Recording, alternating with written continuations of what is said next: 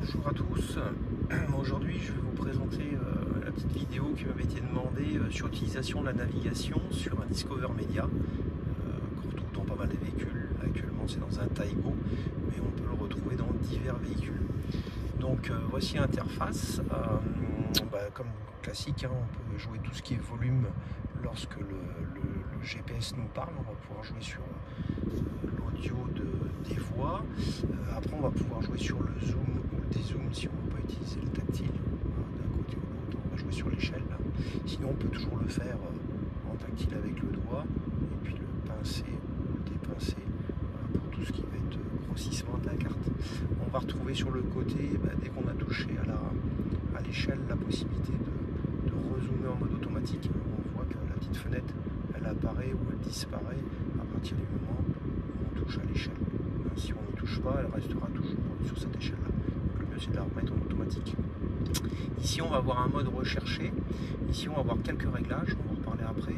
Et ici, la possibilité d'orienter soit nord sens véhicule, ce qui est le plus utilisé, soit le nord géographique. Donc on peut pas... Voilà, oui, on va pouvoir avoir le mode 3D classique, le mode plutôt 2D. Et pour changer le nord géographique ou le nord classique, il faut impérativement lancer une navigation. Alors pour lancer la navigation, deux possibilités, soit la possibilité de rechercher ici, ou alors la petite fenêtre qu'on va pouvoir escamoter d'un côté ou de l'autre. Voilà. Et ici, on va pouvoir aussi rechercher aussi de nouveau. D'accord. Donc après ça, on va y revenir. C'est trois possibilités d'aller favoris, d'avoir des informations sur son itinéraire. Favoris ici, informations sur l'itinéraire, les points d'intérêt qu'on va pouvoir trouver. Et ici, les dernières destinations sur lesquelles on est allé. Alors soit on va les retrouver ici, à différents endroits. Voilà. Avec chose importante, on me demande souvent comment supprimer les dernières destinations, celles où on va ponctuellement, on ne veut pas garder en favori. Tout simplement on appuie et on coulisse vers la gauche. Et vous voyez une petite poubelle supprimée qui apparaît. Si j'appuie dessus directement, je vais relancer à nouveau la navigation. Là, si je fais supprimer, on me demande bien de confirmer la suppression. Donc là, en l'occurrence, on va faire rechercher. Voilà.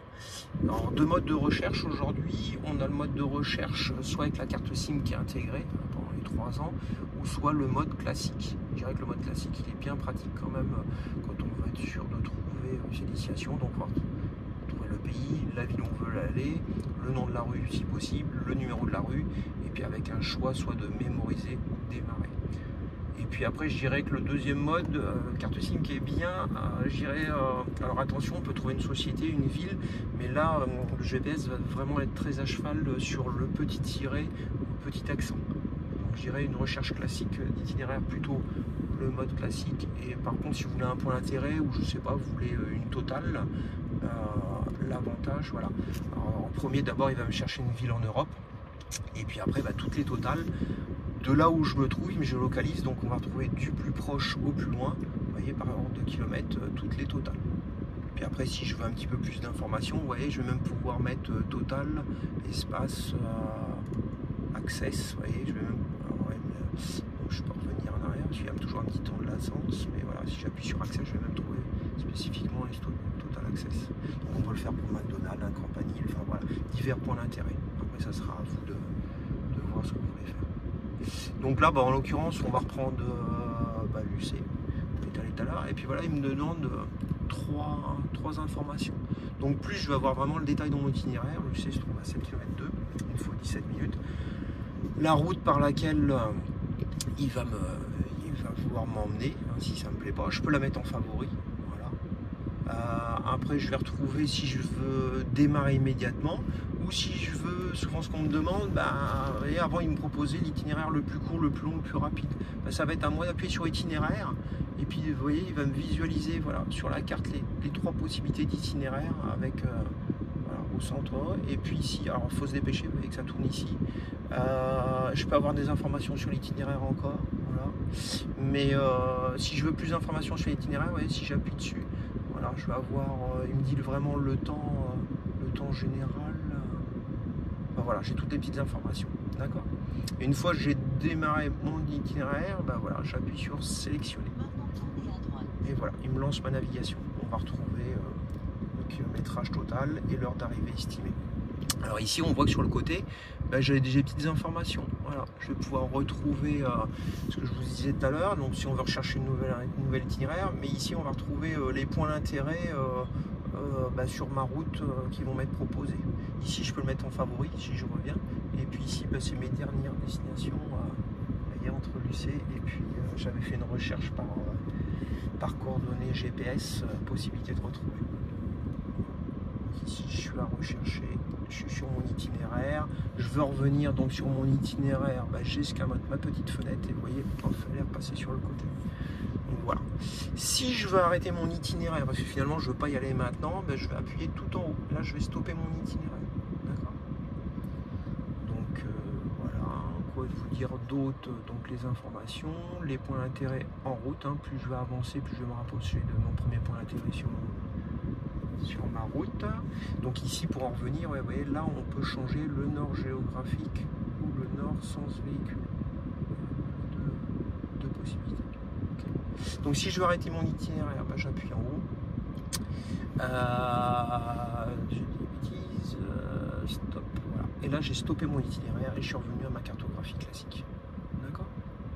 Voilà. Après, si je veux aller à un point d'intérêt, je connais pas l'adresse précise et tout, ça va être à moi de me balader sur ma cartographie en France et dire par exemple je veux aller à cet endroit, la forêt. Je vais vraiment zoomer là où je veux aller précisément là. Je vais appuyer à cet endroit là et il va me donner les coordonnées géographiques. Donc je peux en savoir un petit peu plus. Vous voyez, si vraiment ça correspond, je peux me mettre en favori. Voilà. Sinon je démarre et puis ici il va me proposer les 3 itinéraires. Voilà. Ça c'est les possibilités pour aller à un endroit précisément.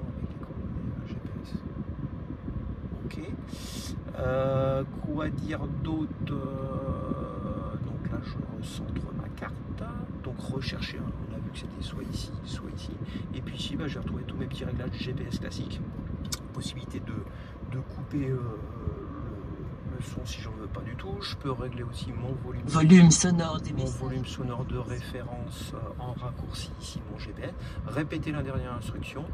En mode auto, c'est elle qui va basculer automatiquement en mode jour-nuit avec l'allumage de mes phares. Sinon je peux forcer toujours mode jour, toujours mode nuit. Et puis ici ça va être la recopie, parce qu'on voit que là on a la cartographie. Si on veut exporter sur le combiné d'instruments, vous voyez, on va pouvoir envoyer la cartographie ici, et avec le bouton qui s'appelle ici View, je vais pouvoir passer en plein écran. Voilà. Et si je veux réimporter ma cartographie, je rappuie de nouveau ici sur les 3 petits traits et je fais afficher combiné d'instruments et on voit que ma cartographie a disparu de l'écran central et est bienvenue de ce côté là. Okay. Donc toujours dans mes petits réglages, qu'est-ce que je vais retrouver d'autres ici, d'autres petits paramètres. Donc dans le guidage, est-ce que à chaque fois qu'il y a des perturbations dues à un accident ou des travaux, est-ce que par défaut il veut les contourner automatiquement, ou sinon plutôt me demander ou pas du tout l'utiliser, c'est-à-dire qu'on reste concentré par rapport à ma vitesse et mes kilomètres, on sait à quelle heure on arrive, on s'en fiche des perturbations. Voilà. Est-ce que je veux afficher mon kilométrage de destination ou mon kilométrage de l'étape? Est-ce que je vais afficher l'heure estimée du trajet ou l'heure d'arrivée? Souvent on met plutôt l'heure d'arrivée. Est-ce que je veux des informations, que ça me bip à chaque fois que je passe la frontière? Est-ce que je veux afficher les panneaux de signalisation? Souvent on dit moi je n'ai pas l'affichage sur mon GPS de la vitesse autorisée. Il suffit de cocher, parce que par défaut d'usine c'est pas coché. Donc là la petite caméra elle vous dira toujours en temps réel les informations ainsi que la mise à jour du GPS qui se fait maintenant via la carte SMS. Donc important de créer son compte WeConnect en ligne, parce qu'on reçoit une fois par mois jusqu'à 10 fois par an les mises à jour du GPS. Maintenant il y a une petite carte SD.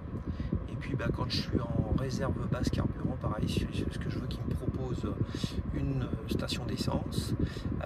Les panneaux, donc si on veut les faire afficher ou pas, à chaque fois qu'on dépasse la vitesse autorisée, donc on peut les afficher sur la carte si on veut.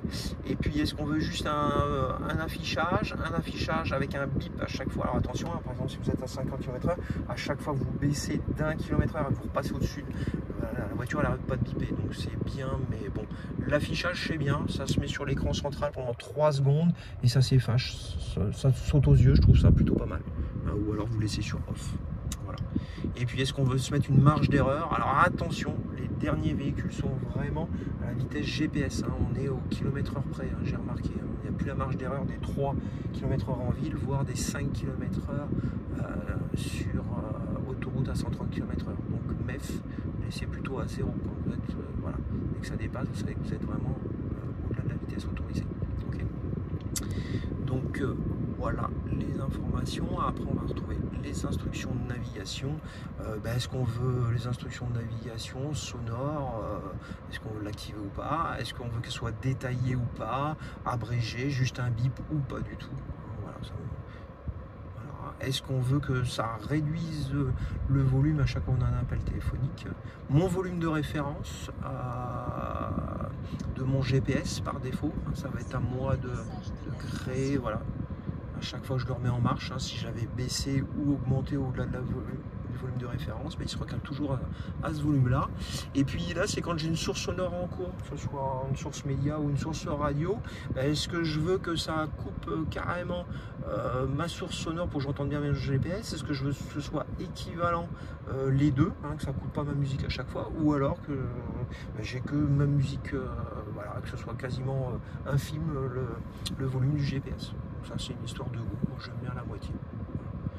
Et puis après, les fonctions de base. Alors, il y a un petit mode, ouais, pour apprendre le comportement d'utilisation. Il mémorise un peu mes dernières utilisations. Il me fait des propositions. Voilà. Après, je peux rajouter des points d'intérêt. Alors, d'origine, il y en a déjà pas mal. On peut les mettre par ordre alphabétique ou par préférence. Et puis, on va retrouver voilà, toutes les stations. Si je veux que des totales, voilà, hop là. C'est le collègue.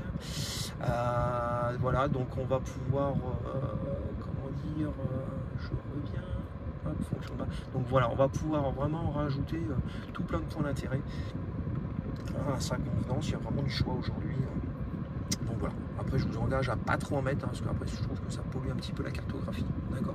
On peut rajouter une adresse privée, adresse domicile.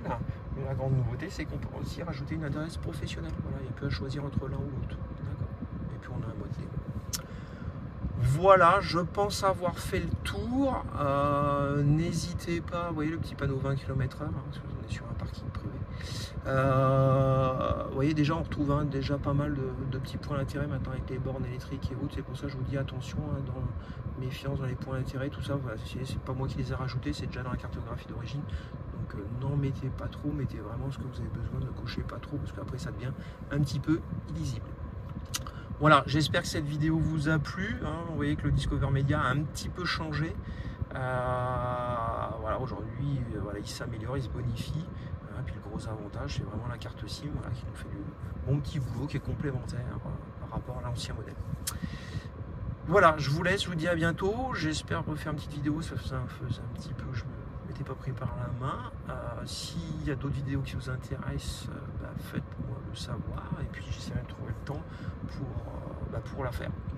Voilà, au plaisir, à bientôt et merci de m'avoir suivi.